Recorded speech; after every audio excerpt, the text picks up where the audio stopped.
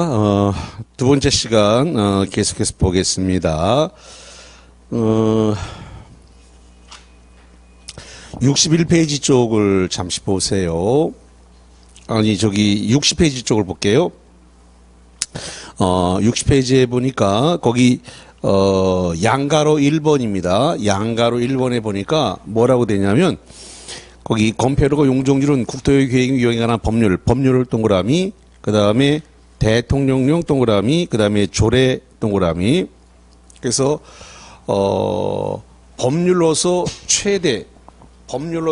용도 지역별 최대 한도를 정하면 대통령령을 지난주에 설명을 드렸었는데 대통령령을 다른 말로 뭐라 부른다 그랬어요?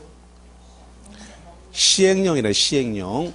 대통령령을 뭐라고 해요? 시행령. 그 다음에 부령을 시행규칙 이렇게 해드렸습니다.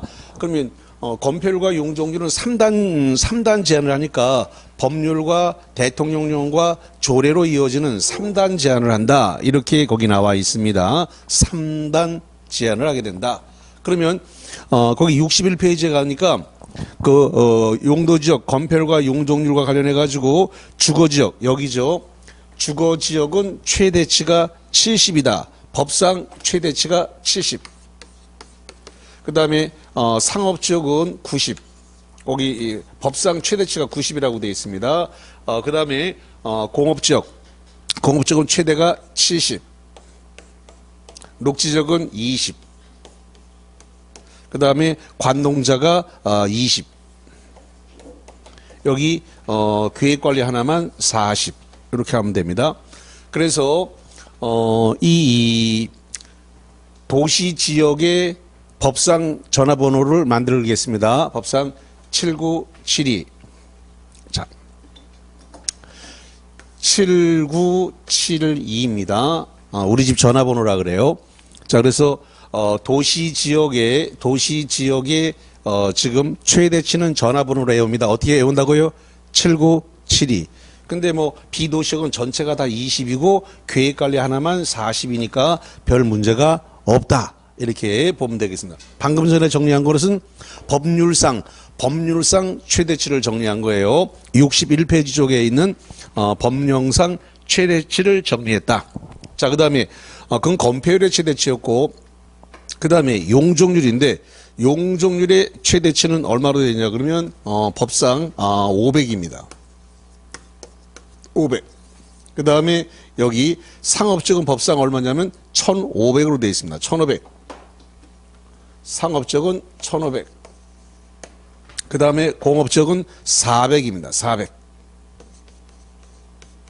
녹지지역은 100입니다. 그 다음에 비도시역은 80이고 전체가 다 80이에요. 그 다음에 여기 계획관리 하나만 100입니다. 다시 할게요. 용적률 법률상 최대치가 주거지역은 500, 그 다음에 상업지역은 1500, 공업은 400, 녹지 100, 관농자 비도시역 전체가 80, 계획관리 하나만 100 이렇게 최대치가 법률상 돼 있다는 겁니다. 자, 다시 정리할게요. 건폐율의 최대치는 어떻게 돼 있다고요? 건폐율은 7972. 그 다음에 비도시역은 20. 그 다음에 계획관리만 40. 자, 그 다음에 법상 용적률의 최대치는 주거지역은 500, 상업은 1500, 공업은 400, 녹지는 100. 그 다음에 비도시역은 80. 그 다음에 계획관리는 100 이렇게 되어 있습니다. 자, 그 정도 보신 상태에서 이제 프린트물을 좀 볼게요. 메일 정리노트 좀 맨 뒤에 있으니까 메일 좀 맨 뒤에서 꺼내 오시면 되고요. 그러면 프린트물은 12번을 한번 볼게요. 12번. 자, 메일 정리노트 12번입니다. 용도 지역은 하나의 토지 후에 상호간에 중복하여 지정될 수 없고 슬러시 끊어요. 거기까지. 자, 거기까지 해서 맞다 틀리다. 자, 여기 봐. 여기 보니까 뭐라고 됐냐면 중복이 허용되지 않는다. 그럼 용도적은 중복할 수 없으니까 중복 지정될 수 없다. 거기까지 맞네요. 자, 아까 이런 거라 그랬어요. 만약에 이걸 땅이라고 했을 때 이 땅을 농림지역으로 지정해 놨어요. 그럼 이 땅이 현재 용도가 농림지역인데 그 뒤에 이 땅에다가 준공업 지적 지정했다. 그러면 처음에 있던 땅은 농림지역인데 그 다음에 준공업 지역 지정했다. 그럼 용도가 두 개네. 농림지역하고 준공업 지역하고 두 개인데 중복이 안 된다 그랬으니까 이런 경우는 어떻게 된다 그랬어요? 처음 지정했던 농림지역은 소멸하고 마지막에 지정된 뭐가 납니다? 준공업지역 하나가 납니다. 원래 있었는데 새로운 용도 지역이 들어오게 되면 중복이 돼버리니까 중복은 허용되지 않는다라고 했으니까 기존에 있던 용도 지역은 소멸하고 마지막 지정된 용도 지역만 남는다. 그래서 중복은 허용될 수 없다. 그래서 거기까지 토지 상호 간에 중복하여 지정될 수 없고 거기까지 맞아요. 그 다음에 용도적이 지정되지 않은 토지, 용도적이 지정되지 않은 땅은 미지정이라 그래. 뭐라고요? 미지정. 자, 잠깐만. 교재 63페이지를 가볼게요. 63페이지에 첫 번째 박스 밑에 6번 내봅니다. 용도지역 뭐라고 돼 있을까요? 미지정입니다. 63페이지 꼭대기 박스 밑에 6번 내모 용도지역 미지정. 거기 6번 내모 밑에 1번 미지정된 토지 행위자 도시, 관리, 농림, 자연환경 보전적으로 용도가 지정되지 아니한 지역에 대해서 용도지역별 건축 제한, 건폐율, 용적률 적용함에 있어서 밑줄 칩니다. 자연환경 보전적에 관한 규정을 적용한다.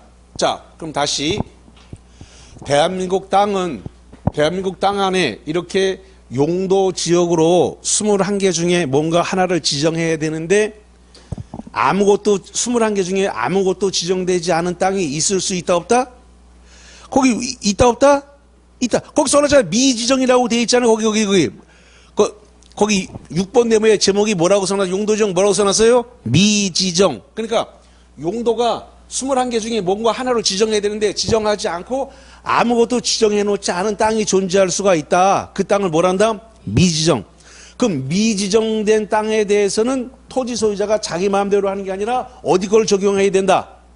거기 써놨잖아. 여기 자연환경 보전지역을 적용하라. 용도가 지정되지 않았을 때는 어디 걸 적용한다. 자연환경 보전지역. 토지 소유자가 지 마음대로 하는 게 아니라 자연환경 보전지역 걸 적용하라.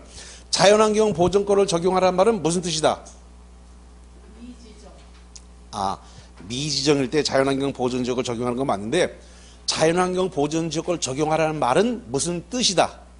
용도가 미지정되어 있을 때는 자연환경 보전지역의 행위제한을 적용하라 라고 하는 것은 무슨 뜻이다?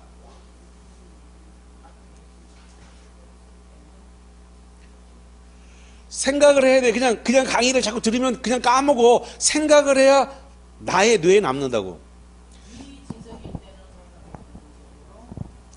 지정한다라고 법조문에 돼 있는데 그 뜻이 뭐냐 이 말이에요. 그 뜻이 뭐냐.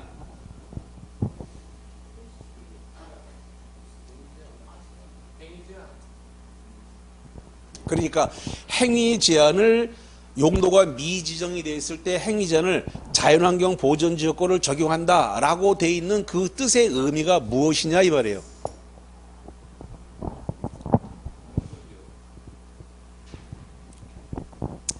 용도지역이 미지정 21개 중에 하나를 지정해야 되는데 아무것도 지정되어 있지 않을 때는 자연환경 보전지역을 지정한다는 소리는 토지 이용을 최소한의 것만 허용한다. 왜냐? 건폐율이 지금 얼마예요? 20. 최소한이 가장 적은 게 20이네. 그 다음에 용적률이 얼마예요? 80. 그럼 가장 적네. 그러니까 용도적이 미지정됐을 때는 자연환경 보존적을 행위자를 적용한다는 말은 최소한의 것만 허용한다. 이 소리예요. 용도적이 미지정돼 있을 때는 자연환경 보존적의 행위자를 적용한다라는 말 뜻은 최소한의 것만 허용하겠다. 용도적이 미지정된 상태에서는 최소한의 것만 허용한다. 자연환경 보존적으로 행위자는 적용한다. 그 말은 최소한의 토지 이용만 허용한다. 그 소리가 되는 겁니다. 안 까먹을 겁니다. 앞으로. 예. 자, 그래서 다시 갑니다. 그래서 거기 12번 문제 다시 볼게요. 용도지역은 하나의 토지 위에 상호간에 중복되어 지정할 수 없고 슬롯이 자르고 여기까지 맞다. 그 다음 용도지역이 지정되지 않은 토지는 없다. 용도지역이 지정되지 않은 토지는 없다. 자, 맞다 틀리다. 틀다. 미지정이 존재한다. 그러니까 용도지역이 미지정될 수가 있고 미지정된 땅에는 어디 걸 적용한다? 자연환경 보전지역. 그래서 미지정이 존재할 수가 있는데 용도지역이 지정되지 않은 토지는 없다. 틀렸네요. 자, 13번 갑니다. 국토유기명에 관한 법률상 용도지역에서의 건폐율과 용적률의 최대 한도는 네모칩니다. 최대 한도. 최대 한도는 관할구역의 면적 및 인구 규모, 용도지역의 특성들을 감안하여 동그라미 법률. 최대 한도는 법률로 정하고 그 법률의 범위에서 대통령령 밑줄, 대통령령이 정하는 대통령령을 다른 말로 뭐란다? 시행령. 대통령이 정하는 기준에 따라 특별시공의 시군 조례, 조례로 정한다. 그 중에서 공업지역의 건폐율의 최대 한도는 얼마다? 여기 썼네. 여기 공업지역의 건폐율의 최대 한도는 얼마다? 70. 건폐율 최대 한도는 70이고 용적률은 얼마다? 용적률은 얼마다? 400. 용적률은 400이다.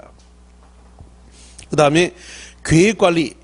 2번 동 계획관리지와 앞에 2번 동그라미에다 별표를 2개 쳐놓으세요. 이 계획관리는 반드시 암기하셔야 돼. 계획관리지역 안에서 건폐율의 최대 한도는 얼마다? 여기 써놨네. 여기 계획관리 건폐율 얼마다? 40. 그 다음에 용적률 얼마다? 100. 용적률 100. 자, 그 다음에 주거지역 안에 건폐율의 최대 한도는 얼마다? 여기 봐. 여기 주거지역은 최대가 얼마다? 70. 70. 그 다음에 용적률 얼마다? 용적률 얼마다? 500. 자, 그 다음에 보전관리. 보전관리 지역의 건폐율의 최대 한도는 얼마다? 보전관리 얼마야? 20. 용적률 얼마다? 80. 관농자 다 똑같아요. 퉁쳐갖고. 자, 거기까지 쭉 정리를 했습니다. 자, 그 다음에, 어디를 좀 보시냐면은, 59페이지 쪽에,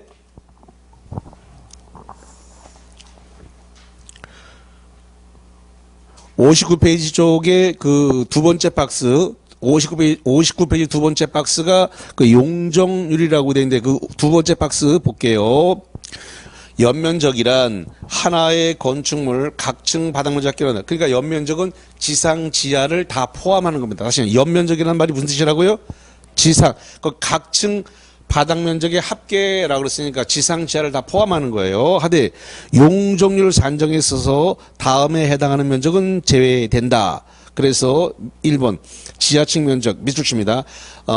용적률을 계산할 때는 지하층 면적은 계산해서 제외한다. 그 다음에 2번 지상층의 주차용으로 사용되는 면적 제외한다. 자, 잠깐만. 저 건너편에 롯데마트가 있는데 롯데마트에 보면은 건물이 하나가 있고 그 옆에 그 옆에 건물 또 있죠. 그 옆에 있는 건물은 주차장으로 사용되는 건물인가요? 여기 본 건물 하나 있고 그 옆에 또 건물 하나 또 있잖아요. 작은 건물. 작은 건물 안 가보셨나요? 그 주차장으로 사용합니다. 그렇게 주차장으로 사용되는 건물. 그러면 롯데마트를 얘기하지 말고 이마트라든가 홈플러스 같은 데 가보면은 보통 1층, 2층까지만 사용하고 3층, 4층은 주차장으로 사용하거든요. 그러면 3층과 4층은 주차장으로 주차장으로 완전히 전용되는 거니까 그런 것은 연면적에서 용적률 계산할 때는 제외합니다.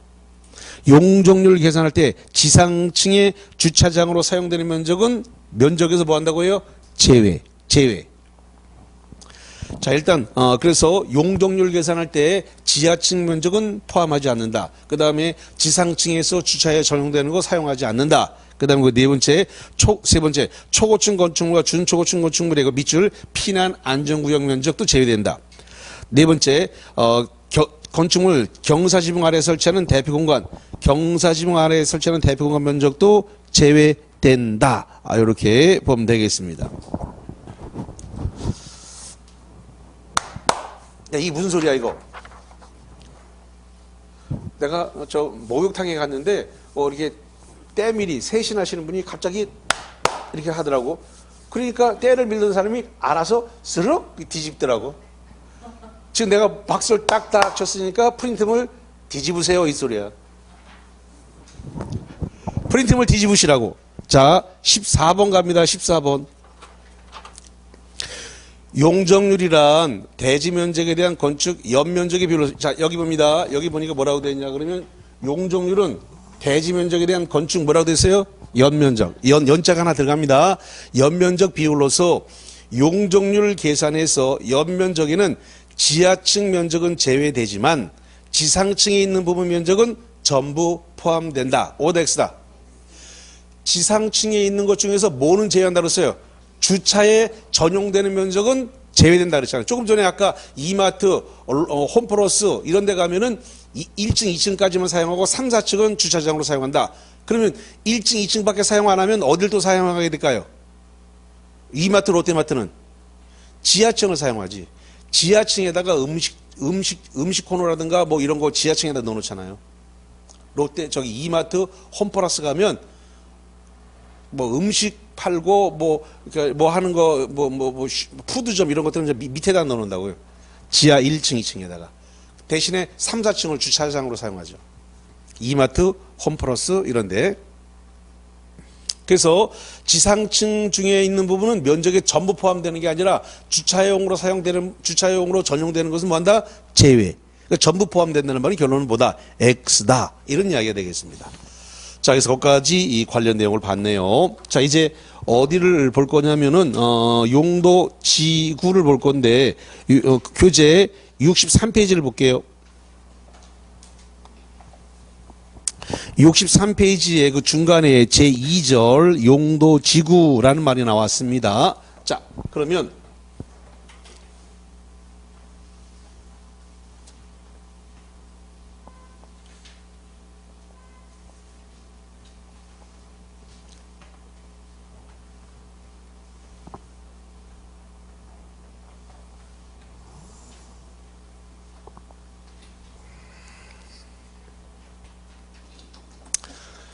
지금 이제 어떤 토지가 있다라고 해볼게요. 그냥 이해를 돕기 위해서 여기가 광복동이다. 부산의 광복동, 남포동 이렇게 있다라고 해볼게요. 부산의 광복동, 남포동은 여기는 지금 상업지역입니다. 상업지역이니까 용도지역 중에서 상업지역이에요. 그러면 용도지역이 지정이 됐는데 용도지역 지정한 것만 갖고 목적 달성이 안 되더라. 이 광복동과 남포동은 옛날부터 있던 일제시대 때부터 있던 그런 상업지역이란 말이죠.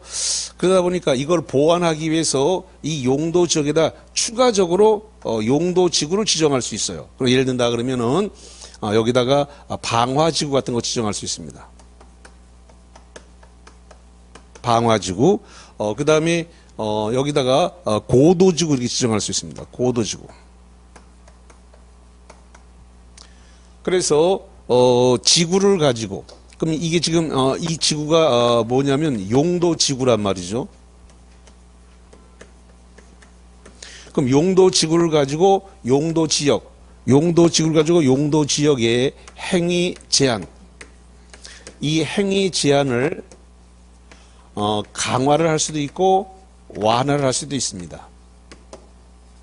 다시 말씀드릴게요.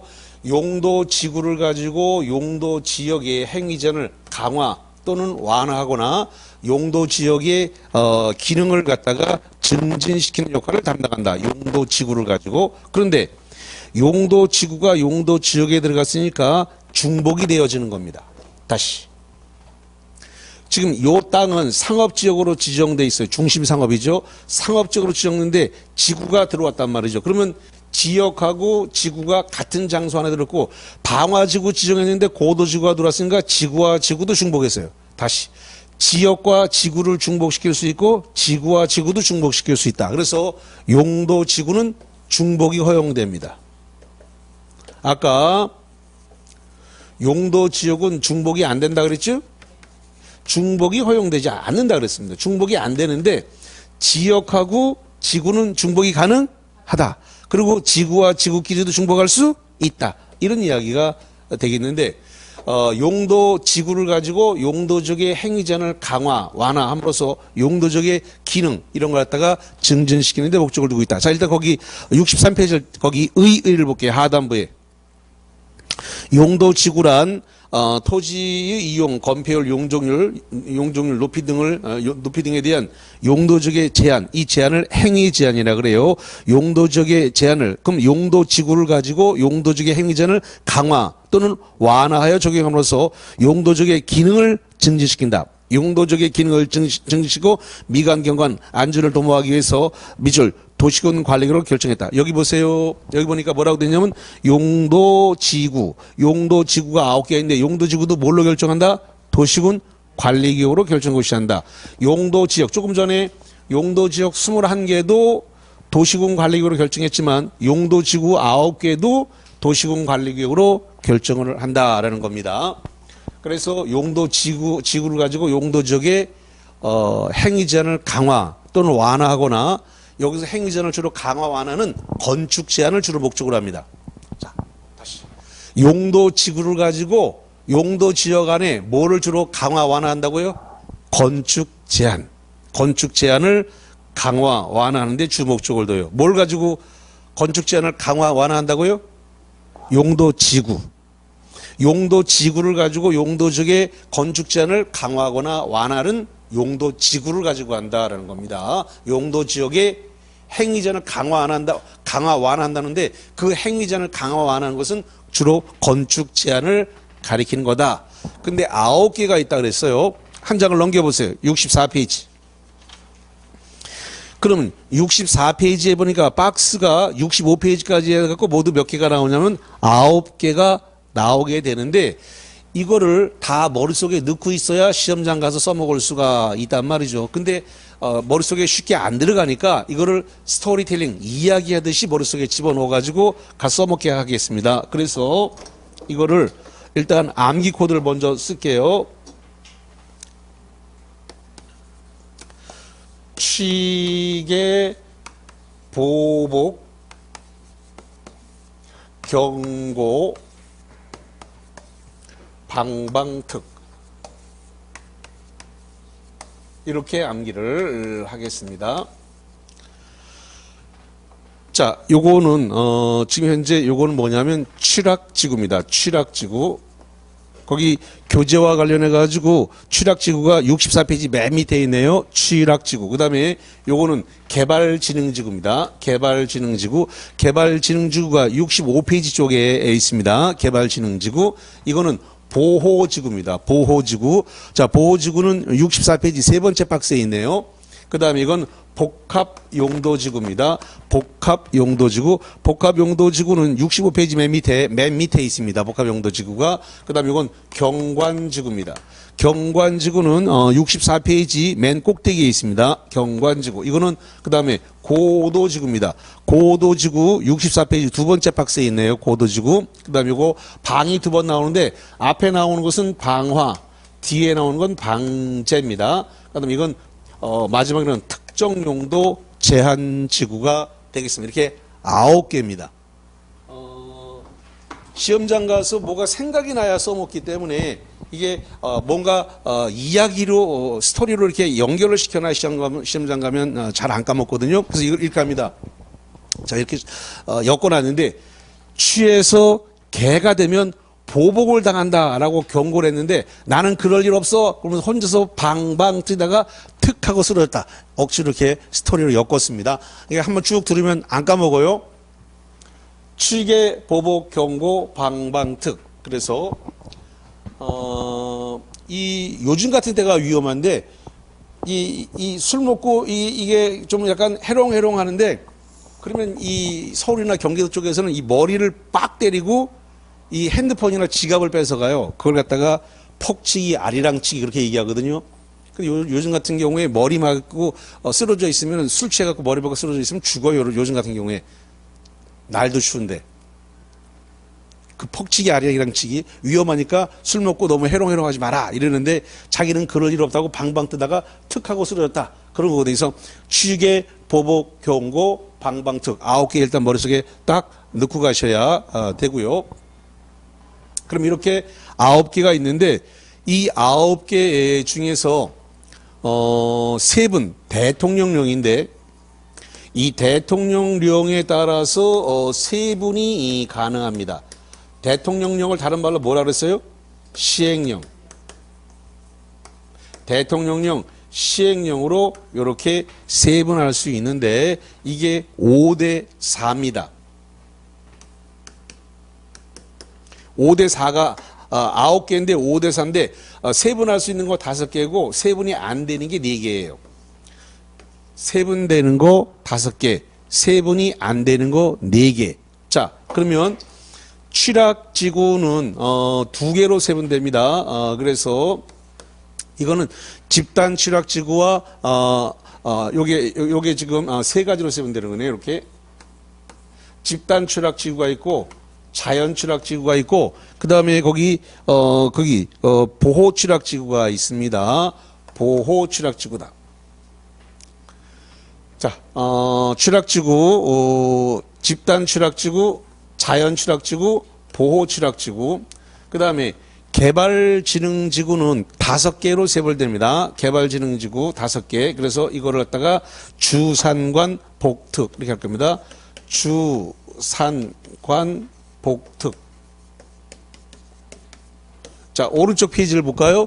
65페이지입니다. 여기 개발지능지에 주거개발의 주거기능이고 산업유통, 공업기능, 유통물류 기능, 그 다음에 관광휴양, 동그라미, 관광휴양이다. 복합개발, 주거, 공업, 유통물류, 관광휴양 4개 중에서 2개 이상을 묶어서 개발하면 복합개발. 주거, 공업, 유통물류, 관광, 휴양 기능 외, 동그라미 칩니다. 외의. 그 4개 외의 기능 중심으로, 개발하게 되면, 특정 개발 지능지구라고 한다. 그래서, 주산관 복특인데, 그 개발 지능지구에다 별별 2개 치세요. 이거는 시험 문제가 매년 나옵니다. 매년. 개발 지능지구는 반드시 나와요. 그렇기 때문에, 왜 반드시 나오냐면, 이 개발지능지구는 지구단위계획하고도 연관이 돼 있기 때문에 그래요. 지구단위계획. 지구단위계획도 비도시적의 지구단위계획은 개발지능지구를 대상으로 지정하기 때문에 그래서 문제가 꼭 나올 수밖에 없어요. 자, 그 다음에 보호지구입니다. 보호지구는 이게 3가지로 되어 있는데 역중생 이렇게 3가지로 되어 있습니다. 역중생. 역사문화 환경 보호지구, 중요시설물 보호지구, 생태계 보호지구 이렇게 되어 있습니다. 그 다음에 복은 복합용도지구인데 이 복합용도지구는 세분이 없습니다. 복합용도지구는 세분이 없다라고 하는 거. 대통령령으로 세분이 없는 거예요. 그 다음에 경관지구. 경관지구는 3가지로 세분이 됐네요. 그래서 요거 우리가 자특시 이렇게 합니다. 자특시. 그럼 자연경관, 그 다음에 특화경관, 시가지경관 3개로 되어 있고 그 다음에 고도지구 이거 세분이 없습니다. 고도지구 건축물의 최고 한도, 건축물 높이의 최고 한도를 갖다가 정하는 겁니다. 최고 한도 이상으로 못 지게 만드는 거죠. 고도지구. 그 다음에 방화지구 나오는데 이 방화지구는 화재 위험을 예방하기 위해서 이것도 세분이 없습니다. 세분이 없어요. 자, 그 다음에 방제지구인데 방제지구는 2개입니다. 시가지 방제지구와 자연방제에서 시자 2가지로 되어 있습니다. 시가지 방제, 자연방제. 그 다음에 마지막으로 특정용도 제한지구인데 이 특정용도 제한지구도 세분이 없습니다. 자, 그래서 지금 대통령령으로 세분되는 거 5개, 안 되는 거 4개. 그래서 9개인데 5대 4로 돼 있다는 겁니다. 5대 4. 세분되어지는 거 5개. 대통령령 시행령으로 세분할 수 없는 거 4개. 이렇게 돼 있다는 겁니다. 자, 그러면 거기 교재 순서대로 봐드릴게요. 그 경관지구에 보니까 경관지구는 자연경관, 특화경관, 시가지경관 이렇게 돼 있는데 자연경관은 산지, 구릉지, 자연경관을 보호하거나 유지한다. 서울에 말이죠. 서울에 관악산, 도봉산, 북한산 이런 것들이 있는데 이런 것들은 다 자연경관이에요. 그러면 울산으로 이야기한다 그러면 뭐가 되냐 그러면 문수산이 자연경관지구에 해당이 되는 겁니다. 문수산 이런 겁니다. 자, 그 다음에 시가지 경관인데 지역 내 주거지라든가 중심지 등 시가지 경관을 보호 유지 형성하기 위한다. 잠깐만. 그러니까 어디 이제 전망대 쫙 올라가갖고 시가지 경관이 좋네. 그러면 스카이라인이 어느 정도 쭉 맞으면서 이렇게 밤에 야경이 쭉 들어오면 그런 거. 그다음에 서울 같은 경우는 남산을 가리면 안 되니까 남산 못 가리게 하거든요.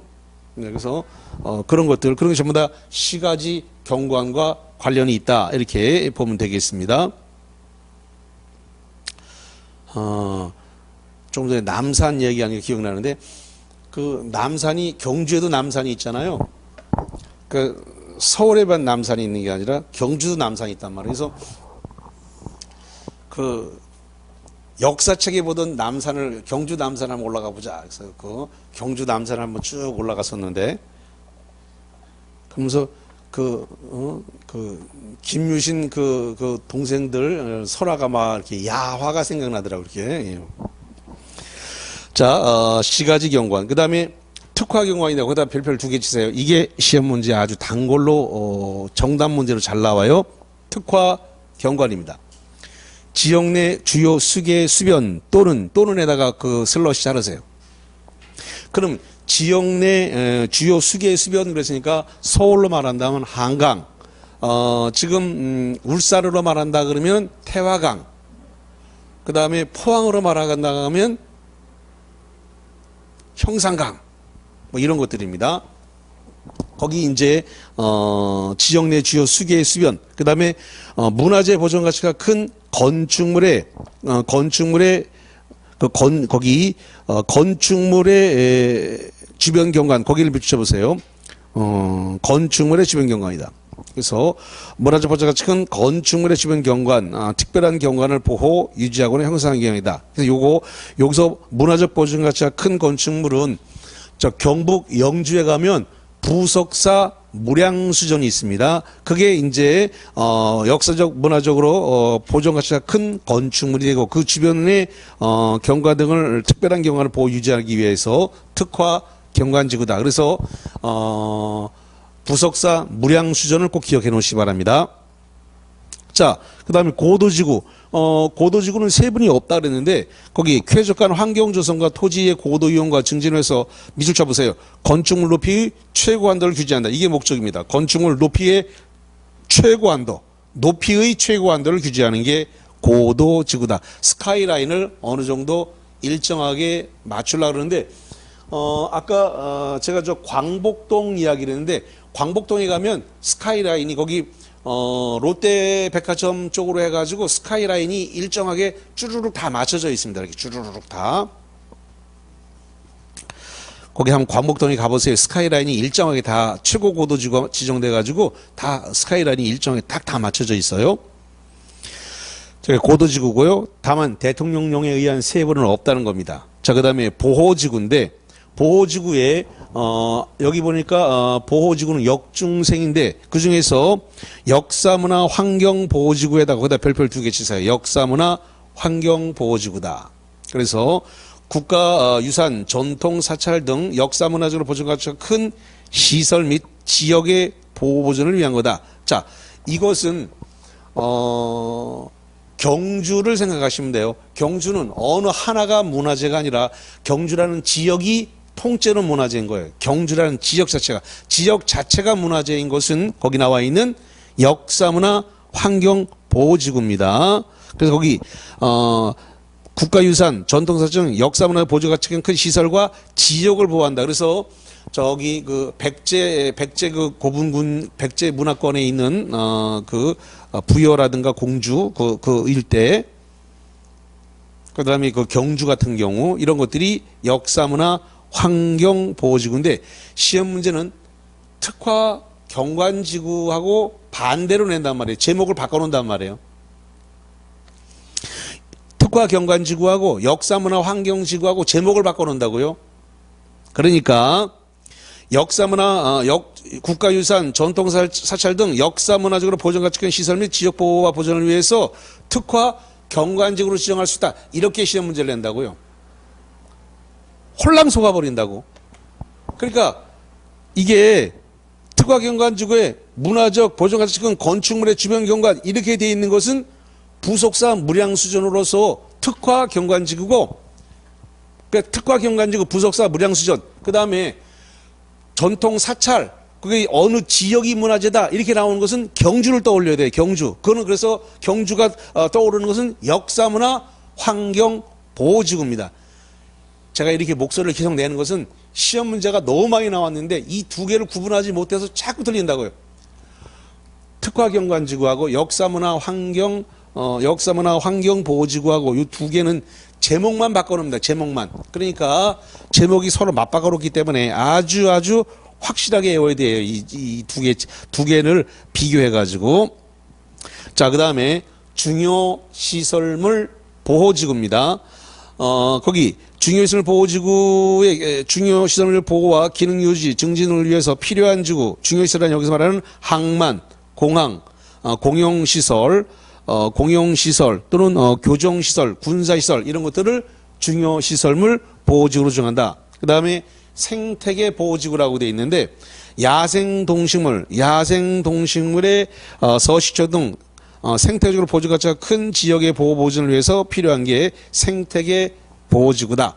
아까 말이죠. 생태계 보존을 위해서 지정하는 지역은 무슨 지역이라고 그랬어요? 생태계 보존을 위해서 지정하는 거.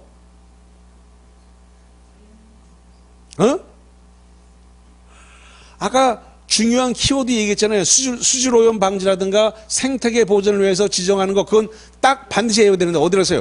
보존관리라고 했잖아요. 보존관리.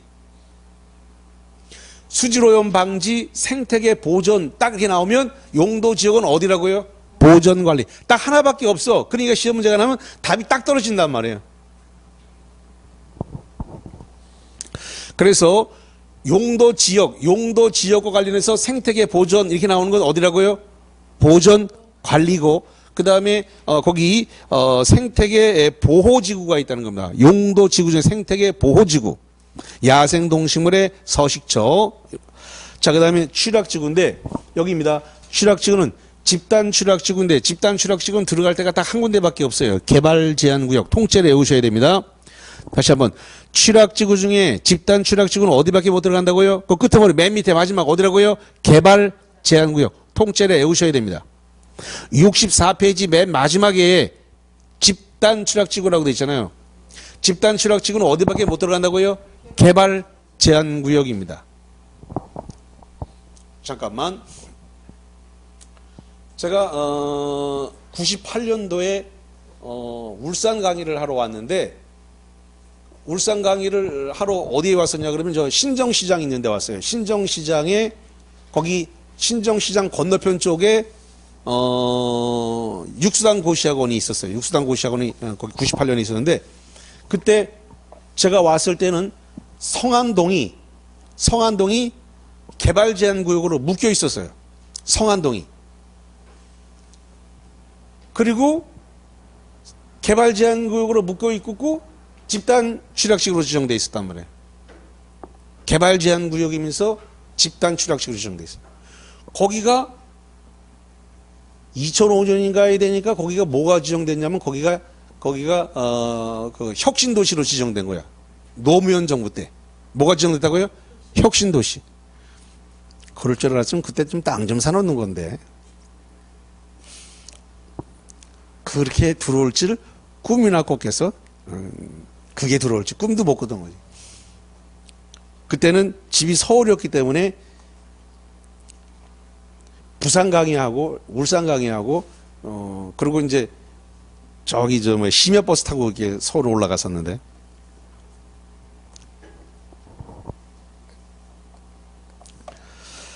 그래서 개발제한구역에 들어가는 것이 무슨 지구라고요? 집단 취락지구. 집단 취락. 이렇게 얘기하는 거 까먹지 말라고 얘기하는 거예요. 까먹지 말라고. 그 뭔가 생각이 나라고. 그래야 시험 문장 갔을 때 집단 취락지구가 들어갈 수 있는 것은 개발제한구역밖에 없다. 이렇게 딱 생각하라고. 개발제한구역 외에는 집단 취락지구가 들어갈 수가 없다. 단독 문제가 나왔어요. 단독 문제가. 집단 취락지구가 들어갈 수 있는 곳은 어디인가라고 딱 단답형 문제가 나왔단 말이에요. 개발제한구역밖에 없어요. 딱. 자, 그 다음에 자연취락인데, 자연취락, 녹지관리 농림, 자연환경 보존에 관한 취락을 정비한다. 그 다음에 보호취락지구, 거기다 별표 하나 칩니다. 올해 이게 시험 문제가 날 겁니다. 보호 취락지구. 작년도에 신설을 했어. 이거 보호 취락지구를 신설을 작년도에 했기 때문에 출제를 못했기 때문에 작년도에 신설을 하고 출제를 못했다. 그래서 올해 낼 거예요. 올해 이 보호 취락지구 올해 출제가 될 겁니다. 보호 취락지구.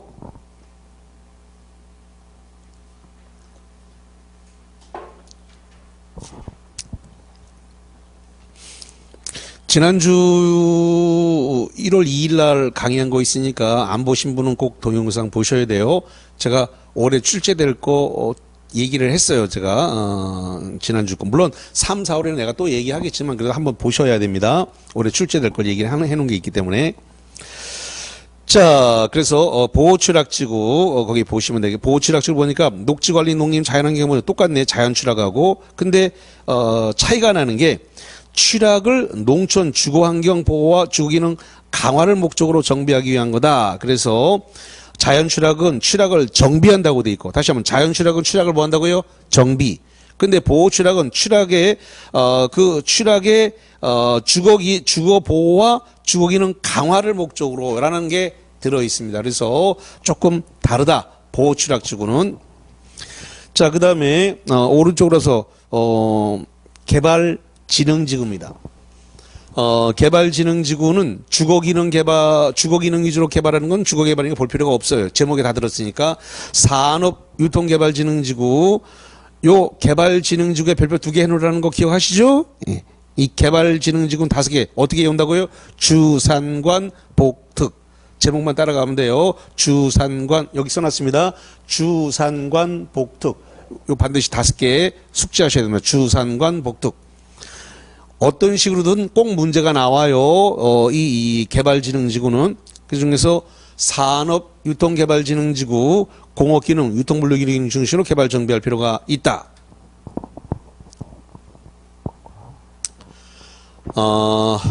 그 다음에, 자, 잠깐만. 지난주에 수업을 했는데 기억이 날지 안 날지 잘 모르겠어요. 한 번 들어서 기억이 잘 안 날 수 있는데, 주민이나 이해관계인이 입안을 제한할 수 있다. 아까 첫 시간에 복습을 했는데 5개 제한할 수 있다. 뭐라 그랬을까요? 기지, 산대, 입. 그럼 기지, 산할 때 산이 뭐였을까? 산이? 눈치가 좀 있어봐. 산이 뭐다? 산업유통개발진흥지구였단 말이지. 눈치코치가 있으면 절간에 가서도 새우젓을 얻어먹는다 그랬어요. 지금 그거 얘기하다가 딱 얘기하시면 코치가 있으면 이거 얘기하려고 그러는구나. 산업유통개발진흥지구. 이 산업유통개발진흥은 주민이나 이해관계인이 입안을 제한할 수 있다. 지난주에 했고요. 자, 그 다음에 물론 3, 4월에 또 하고 5, 6월에 또 합니다. 관광휴양개발은 관광휴양기능 중심으로 복합개발, 주거, 공업, 유통민료, 관광휴양 4개 중에서 밑줄칩니다. 2개 이상 기능을 중심으로 주거, 공업, 유통물류, 관광휴양 중에서 그 4개 중에서 2개 이상을 묶어서 개발하면 뭐라 한다고요? 복합개발. 그 4개 중에서 4개 외 주거, 공업, 유통물류, 관광휴양 외 그거 4개 빼고 개발하게 되면 뭐라 한다고요? 특정 개발이에요. 특정 거. 그거 외로 개발하면 그거 4개 외의 기능으로 개발하면 특정 개발이 된다. 그 다음에 방제지구는 시가지 방제와 자연 방제인데 시가지도 그냥 건축물 인구가 밀집됐다. 건축물 인구가 밀집되어 있으니까 시가지 맞네요. 그래서 시설이나 개선을 통해서 재예방을 한다. 자연 방제 토지 이용도가 낮은, 자 낮은을 동그라미 치면 낮은, 높은 그러면 안 됩니다. 낮은 해안변 급경사지 주변의 지역으로서 건축 형성에서 재예방한다. 방화지구는 화재 위험을 예방하는 거니까 뭐 크게 문제가 없는 거고요. 자, 그 다음에 특정 용도 제한지구다. 주거기능 보호, 청소년 보호 등을 목적으로 청소년 유해시설, 특정시설 입지다. 청소년 유해시설이라든가 특정시설 입지라 그랬는데 이거 뭐냐 그러면 이런 겁니다. 예를 들면 뭐 모텔이라든가 카바레라든가 빠친코라든가 청소년 유해시설이 못 들어오게 막는 겁니다. 주거기능이라든가 청소년 유해시설이 못 들어오게 막는 걸 뭐라 한다고요? 특정 용도 제한지구라 그래. 특정 용도 제한지구. 슬럼머시, 빠친코, 캬바레, 뭐 모텔 이런 거 못 들어오게 막는 거다. 잠깐만. 그러니까 신도시에서 모텔이 못 들어오게 막는 경우가 많아요. 그러니까 모텔을 개발하는 업자는 어떻게 할까요? 모텔 개발하는 업자. 뇌가 작동을 안 하죠. 예. 그럼 모텔 개발업자는 신도시를 개발하면 먼저 가서 들어가 버립니다. 신도시가 완성되기 전에 모텔 업자가 제일 먼저 깃발을 꼽습니다. 그러면 누군가가 이의를 제기할 사람이 아무도 없어요. 민원이 발생 안 해. 근데 주거 기능이 들어오고 난 다음에 모텔이 들어오면 민원 때문에 건축이 안 돼. 그래서 신도시가 발표가 나면 모텔업을 하는 사람이 제일 먼저 깃발을 꼽아요. 건축을 해. 왜? 아무도 민원 제기할 사람이 없거든.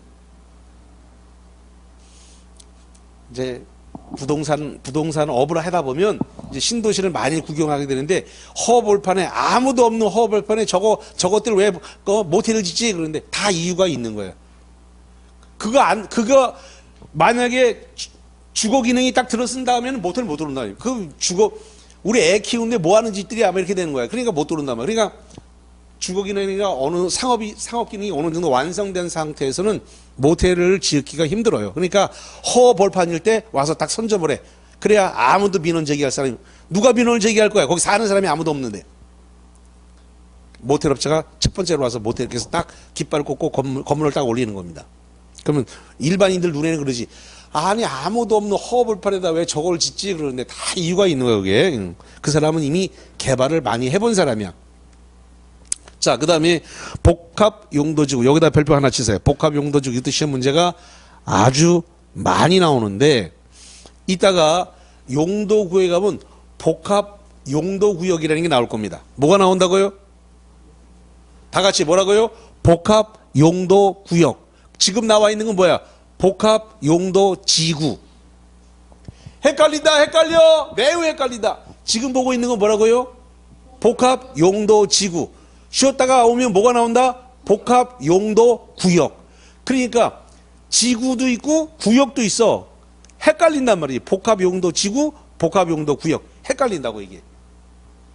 그래서 이따가 뭐 다시 정리를 하겠습니다. 복합용도구역 가가지고 정확하게 입체 복합구역이라고 해서 나오는데 헷갈린단 말이죠. 그래서 자, 복합용도지구 토지 이용 상황, 개발 수요 및 주변 환경 여건 등을 고려해서 효율적이고 복합적인 토지 이용을 도모하기 위해서 특정세 입지를 완화한다. 그 완화를 동원할 수 있나? 완화.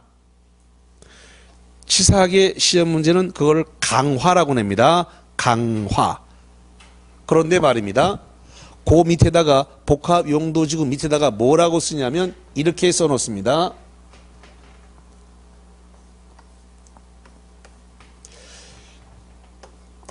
11계획서, 11계획서에 일반 상업은 없다. 이렇게 써놓습니다.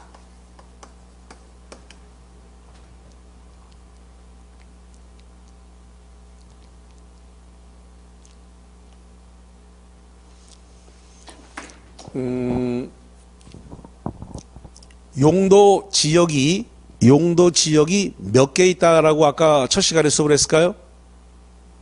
21개. 여기 써져 있잖아요, 여기 지금. 그도 지금 네. 용도 지역이 몇 개 있다고요? 21개. 21개 중에서 일반이라는 말이 몇 번 나올 것 같아요? 용도 지역 21개 중에서 일반이라는 말이 몇 번 나올 것 같다? 아, 눈치가 있어요. 절에 가서 세우셔서 여기 3개 써놨는데 여기 이리 3개 써놓고 물어보는데 그렇게 눈치가 없어갖고. 일반이란 말이 3번 나온다. 그러면 요거는 일반 주거 지역이 일반 주거. 뭐라고요? 일반 주거. 그럼 이거 뭐냐? 이건 일반 공업이야. 그래서 그 다음에 이건 일반 상업. 그래서 일반이란 말이 용도적 21개 중에서 3번 나온다고. 3번. 3번 나오는데 그 중에서 일반 주거, 일반 공업지역, 그 다음에 이건 계획관리입니다. 계획관리. 요렇게까지는 복합용도지구를 지정할 수 있어요. 우리 지금 복합용도지구 밑에다가 이걸 썼죠?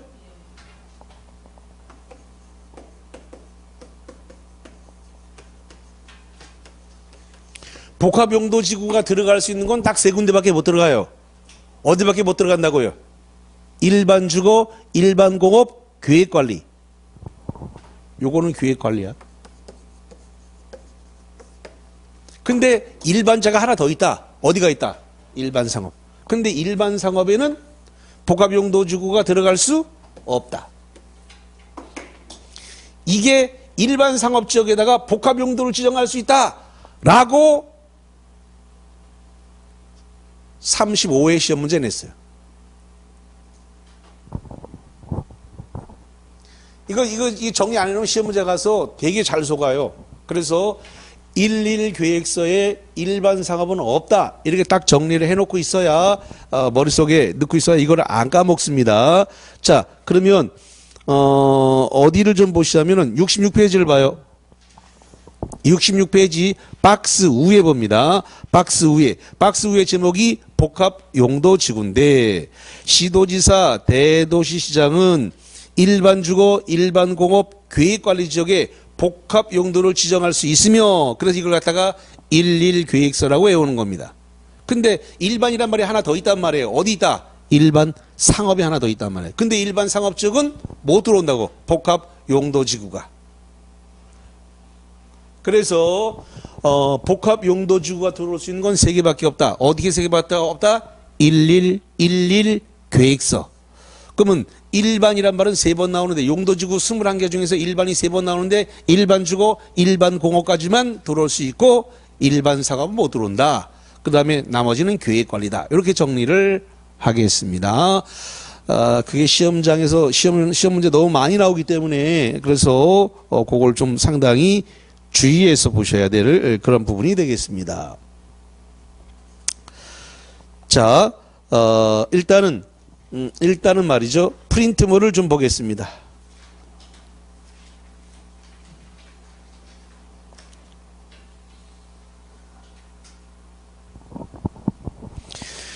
자, 16번입니다. 16번. 역사문화환경보호지구 네모칩니다. 역사문화환경보호지구다. 문화재, 전통, 사찰 등 역사문화적으로 보존가 큰 시설 및 지역 보호와 보존을 위해서 필요한 지구다. 자, 오다, X다. 아니에요. 맞아. 거기 뭐가 들었어요? 지역이 들었잖아. 지역. 아까 경주라고 그랬잖아요. 경주가 들어가는 거, 그게 지역이거든요. 지역. 그건 뭐라고요? 역사문화 환경보호지구 맞는 거예요. 그러면, 헷갈리는 건, 뭐가 헷갈리는 거냐면, 역사문화적으로 보존 가치가 큰 건축물 이렇게 들어가는 것은 특화경관지구예요. 그래서 거기 시설과 지역, 경주입니다. 경주. 예. 5입니다. 자, 그 다음에 17번입니다. 17번. 고도지구는, 네모 고도지구.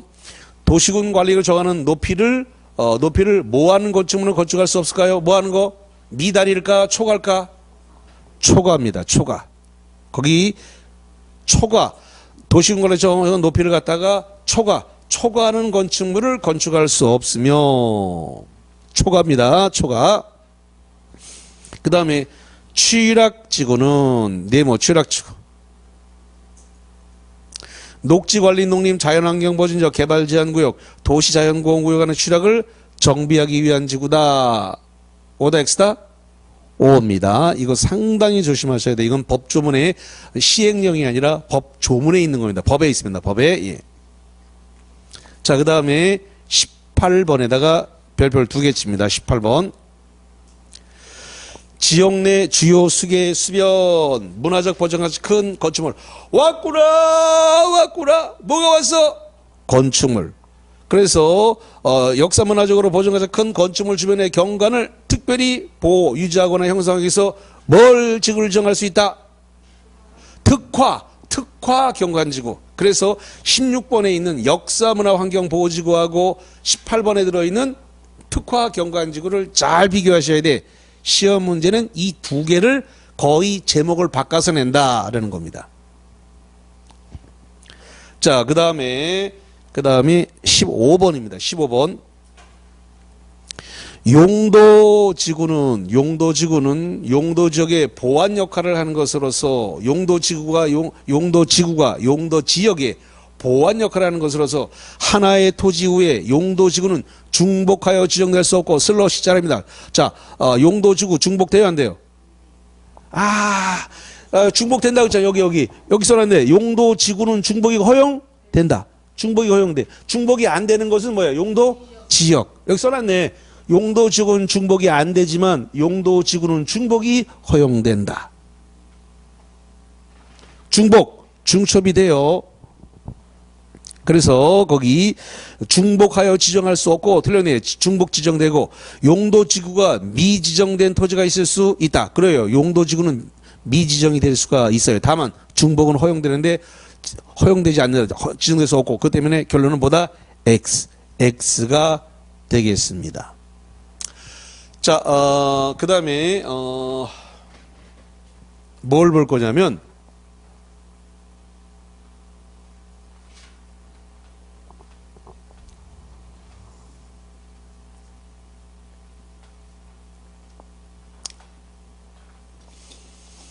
용도 지역에서 용도 지역 하지 말고 용도 지구 하겠습니다. 용도 지구에서의 행위 제한.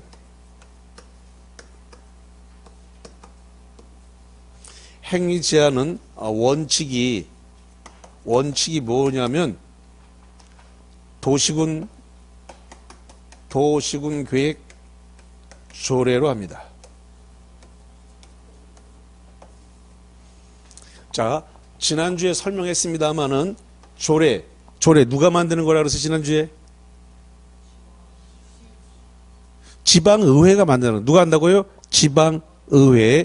울산시 조례는 울산시 지방의회가 만드는 거고 경주시 조례는 경주시 의회가 만드는 거예요. 경주시 의회가. 그래서 조례 지방의회가 만드는 거다.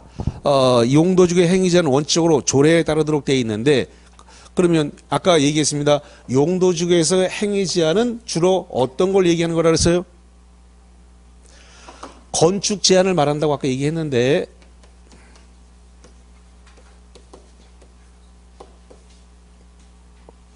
용도지구에서 행위 제한은 뭘 말하는 거라고요? 건축 제한. 건축 제한은 결론적으로 뭘로 하는 거라고요? 조례로 건축 제한을 하게 된다라는 겁니다. 그러면 원칙이란 말이 나왔다는 말은 뒤집어 얘기하면 뭐가 있는 거다? 예외가 있다는 소리. 예외. 이 예외가 시험 문제 주로 정답이 됩니다. 예외.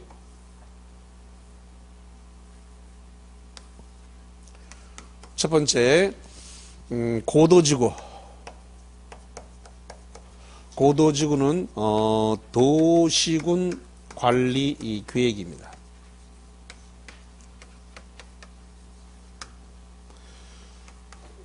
두 번째로서 집단 취락지구입니다.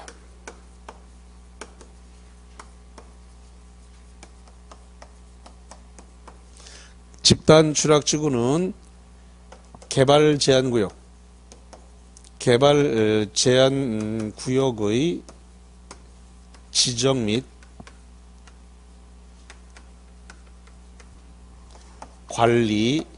관리에 관한 특별조치법입니다.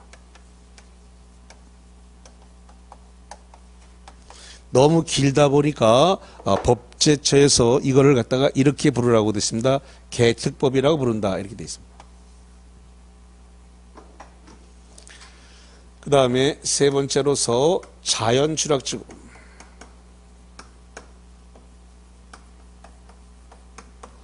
자연취락지구는 국토법 시행령입니다. 시행령은 다른 말로 대통령령이라고 그랬죠. 자, 그 다음에 개발진흥지구입니다.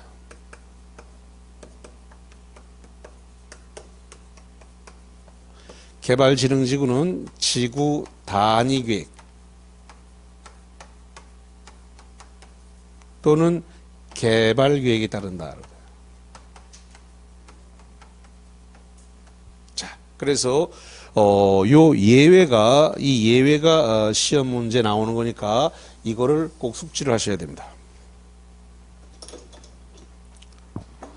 자, 여기까지 하고 쉬었다가 보겠습니다. 칠판은 지우지 마세요.